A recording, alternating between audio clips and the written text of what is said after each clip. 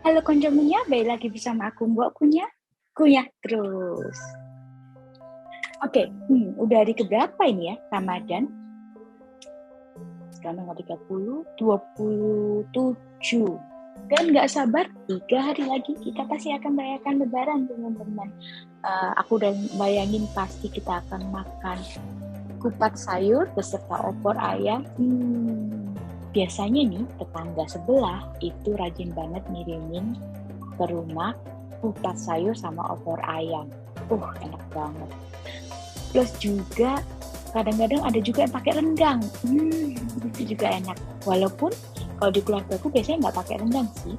Kalau keluargaku biasanya itu makannya nasi kuning gitu ya. Tapi yang pastinya yang paling juga kita sering makan nih yaitu lapis legit, ya kan? Itu memang makanan khasnya Indonesia.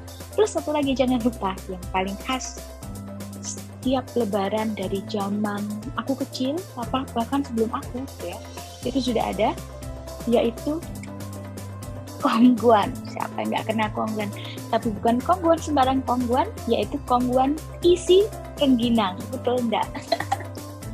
Are you with me? Aku inget banget ketika aku kecil, aku sering ini ya, unjung-unjung gitu ya, unjung-unjung aku bersilaturahmi ke rumah-rumah temen ini, ke rumah-rumah temen di kampung sini, di kompleks sini. Kita kalau ada kongguan gitu, kita masih cepat-cepatan. Biasanya kalau kongguan, kalau kami selalu cari wafer coklat gitu. Tapi biasanya kadang-kadang nih, bukan wafer coklat yang kita dapat, begitu dibuka adanya rengginang, karena malu ya kan, masa udah dibuka terus lagi akhirnya kita ngambil lah, terpaksa makan rengginang itu. Aku inget banget dulu sering banget ke tetangga-tetangga dan kongguannya biasanya isinya rengginang. Kalau you with me, siapa yang juga sering kena prank kalian kongguan kalian kongguan isi rengginang? Komen di bawah. Tapi hari ini kita tidak akan ngomong soal rengginang atau kongguan. Hari ini kita akan ngomong tentang makanan-makanan khas saat Idul Fitri di negara-negara yang lain. Ya, yuk, ini adalah 10 makanan yang menurutku unik dan menarik yang biasanya disajikan pada saat Lebaran. Kita mulai ya, yuk. Oke, yang pertama adalah butter cookies dari negara-negara di Levant.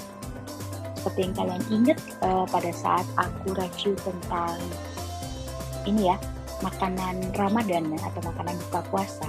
Levant itu adalah bukan sebuah negara, tapi sebuah kawasan di Asia Barat, yaitu di perbatasan Gurun Taurus. Nah, Levant ini beberapa negaranya semacam Lebanon, Syria, Irak, ya. Mereka memiliki makanan khas yang disebut butter cookies, tapi sebenarnya bukan butter cookies. Jadi jangan dibayangin kayak simonde cookies itu. Penyebutan butter cookies itu dirasa yang paling mirip lah, yang paling mirip kalau di bahasa Inggris kan, gitu ya, atau mungkin shortbread cookies gitu, tapi lebih tepatnya kayak butter cookies. Oke. Nah, penamaannya sendiri itu nama kuenya ini bermacam-macam gitu. Jadi di Palestina sendiri nama kue ini disebut dengan nama grey-beige. Nah,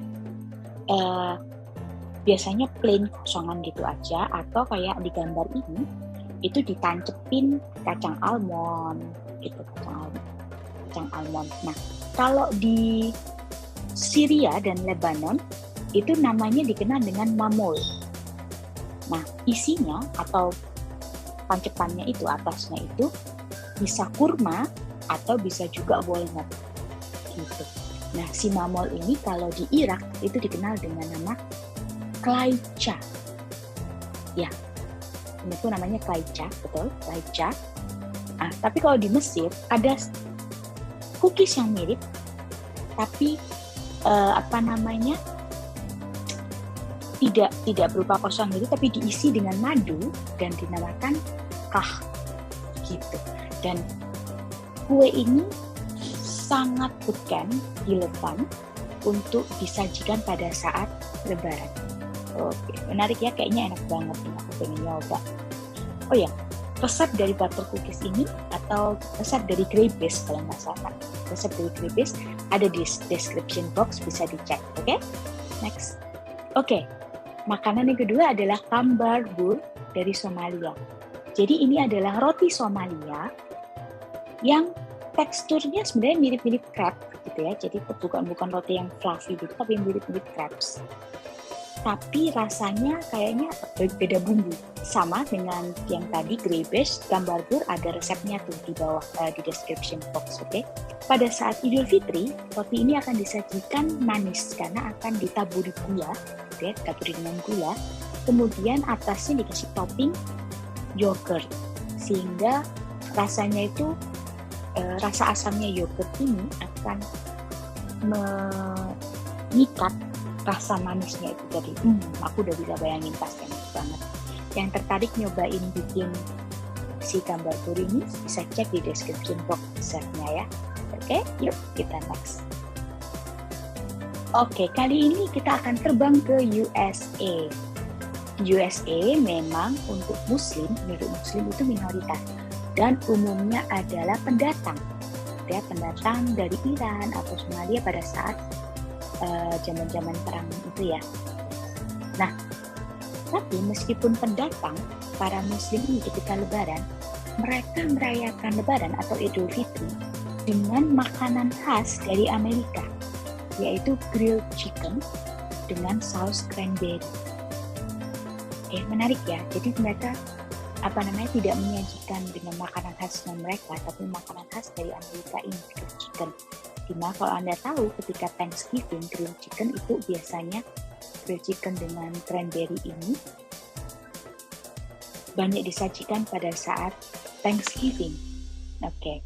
Tapi makannya, kalau biasanya grilled chicken itu makannya itu biasanya dengan mashed potato atau wedge potato. Nah, kali ini pada saat Idul Fitri, mereka makannya dengan nasi hangat yang dimasak dengan bumbu-bumbu rempah yang berlimpah. Enak nih kayaknya ya. Next. Oke, makanan berikutnya kita terbang lagi ke United Kingdom atau kalau kita kenal dengan Inggris. Nah, sama seperti di USA atau di Amerika Serikat, sebenarnya Muslim di UK itu adalah minoritas dan juga pendatang.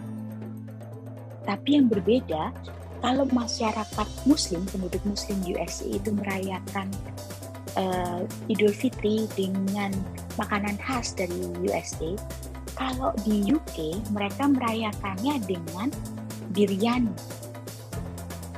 which is itu adalah makanan yang terkenal di daerah Timur Tengah. Jadi makanan dari asalnya mereka di Timur Tengah atau India ataupun Pakistan. Seperti Anda tahu, di UK itu Muslimnya kebanyakan adalah orang India atau Pakistan atau Bangladesh seperti itu.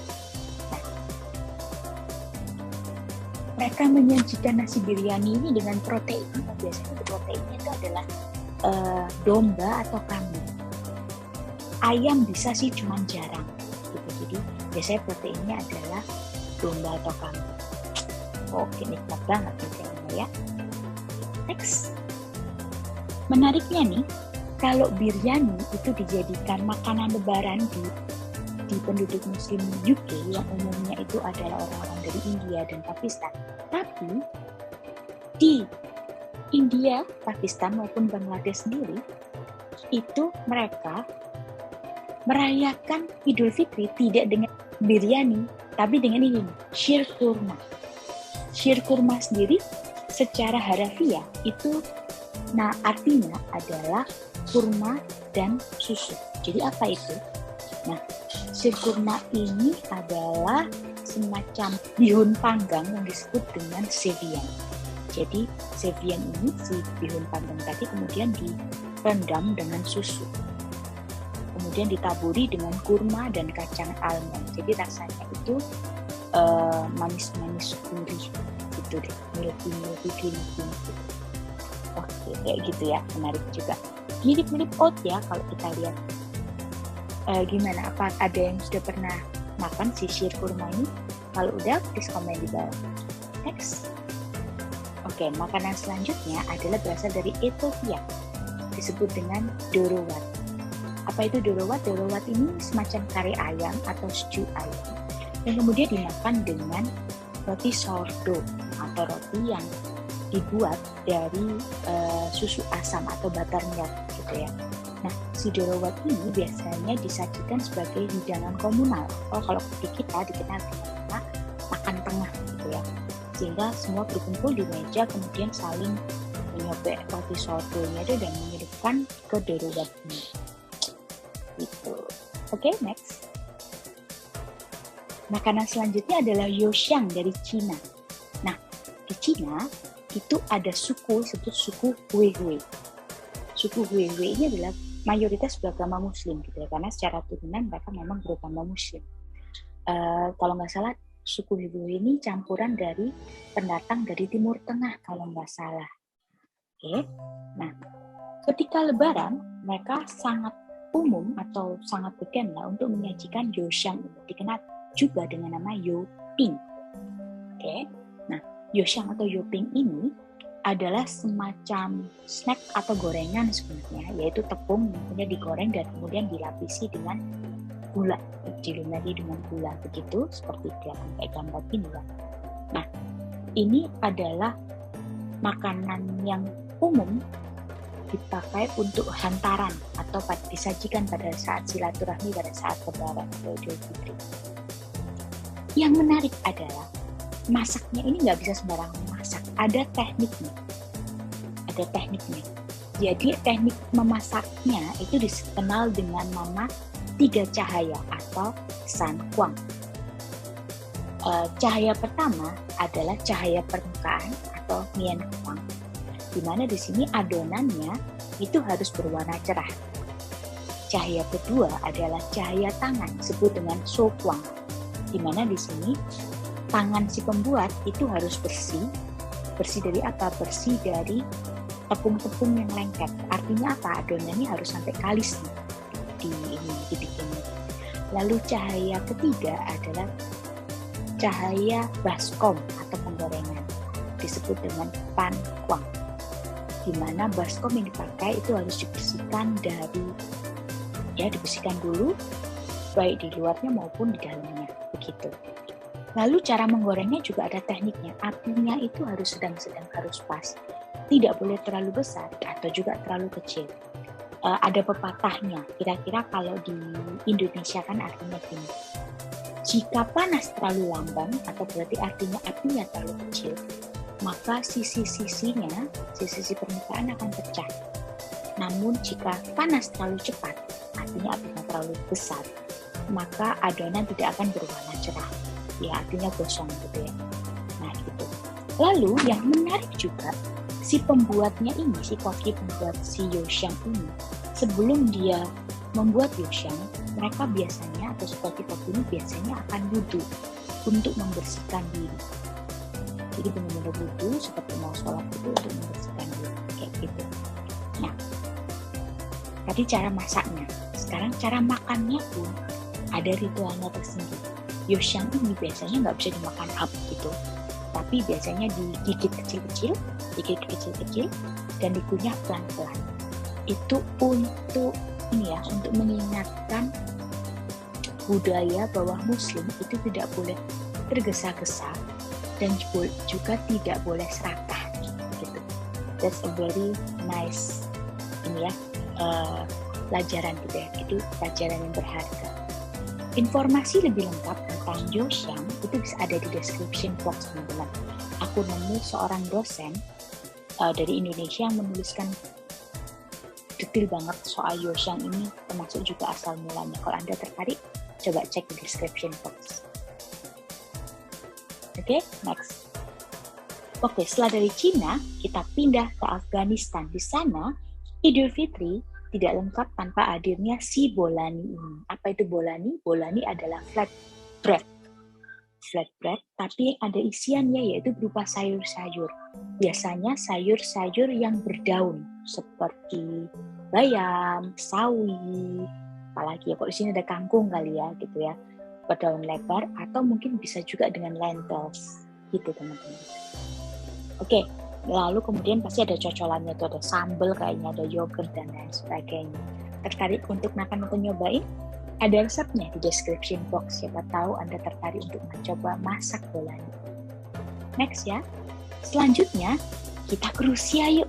Oke, di Rusia, kalau kita beridul fitri, maka Anda akan menemui makanan ini, yaitu disebut dengan manti. Manti ini adalah dumpling atau siomay atau pangsit ya. Dumpling, isinya adalah daging domba, tapi dengan bumbu yang khas pastinya. Resep manti juga ada nih di description box. Jadi Anda bisa nyobain nih lebaran nanti, Anda nyoba bikin manti ini. Ini sangat beken di Rusia pada saat Idul Fitri. Next. Dan yang terakhir adalah aseda dari Yaman, dari suku Sudan. Aseda ini adalah dessert jelly yang mirip-mirip, kelihatannya mirip-mirip kayak flannya Meksiko gitu ya. Tapi dia terbuat dari tepung gandum dan madu. Nah, dia itu disajikan panas-panas dan kalau dimakan mesti cepet-cepet. Orang Sudan biasanya akan makan ini ketika mereka unjung-unjung atau bersilaturahmi ke tetangga-tetangga. Kalau Anda tertarik untuk menghidangkan aseda ini untuk tamu-tamu Anda, bisa coba resepnya ada di description box juga. Oke konco-konco, itu tadi adalah 10 hidangan lebaran di seluruh dunia. Kali ini khusus saya cariin resepnya untuk beberapa hidangan, biar kalian tertarik, bisa tuh nyobain. Dan jangan lupa kasih tahu aku komen di bawah hasilnya gimana, enak atau enggak, banyak yang muji atau enggak ya, komen di bawah. Aku mau mengucapkan selamat Hari Raya Idul Fitri buat kalian yang merayakan. Minal aidin wal faizin, mohon maaf lahir dan batin. Selamat liburan, selamat berkumpul dengan keluarga, selamat bersenang-senang, selamat beristirahat, gitu ya. Biar semangat lagi sekolahnya, kerjanya. Jangan lupa untuk like video ini, komen, dan juga share ke teman-teman kalian. Lalu jangan lupa juga untuk subscribe dan juga nyalain tuh notifikasinya, belnya itu, biar kalau aku upload video setiap Sabtu jam 14, kalian pasti dapat notifikasinya dan langsung muncul tuh di halaman pertama kalian di YouTube. Oke? In the meantime, happy terus, semangat terus, dan kunyah terus.